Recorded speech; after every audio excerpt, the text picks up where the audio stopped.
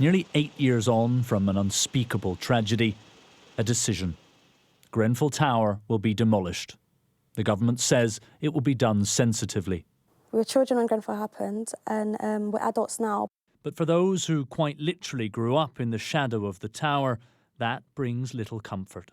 I'm not happy with the decision. I would prefer for the building to stay up. I think it's something that the community has seen for the last 8 years. We see it every day. You can see it from multiple points of the area. And to me, taking it down is kind of like forgetting what's happened.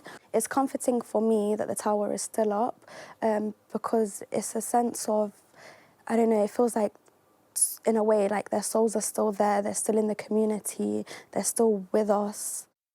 The government say their decision was taken on the back of independent expert advice. Structural engineers concluded it was not practicable to remediate the damaged structure. It would have to be deconstructed, and there was an ongoing risk with retaining the structure in its current condition. The tower will be carefully dismantled, with work set to begin after the 8th anniversary this summer. It's thought it will take about 2 years. And not all residents think the decision is the wrong one.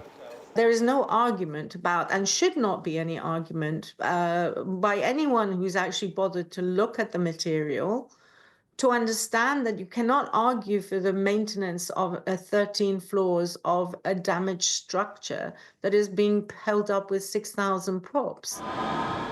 Rightly or wrongly, the decision on the tower is now taken, but decisions on what replaces it remain. Survivors and residents say they want their voices at the heart of any plans for a memorial. But for many, the most fitting memorial would be not a garden or a building, but a prosecution. Police have said that charges won't be announced until late 2026. Trials the following year, a decade on from the fire. The families are quite right. It's taken too long.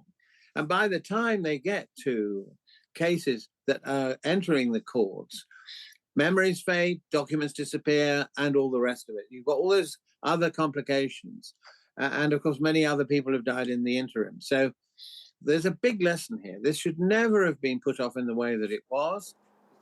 Many families fear that once the tower is gone, their voice will go with it. It's up to the government to ensure that doesn't happen. Matthew Thompson, Sky News, Grenfell Tower.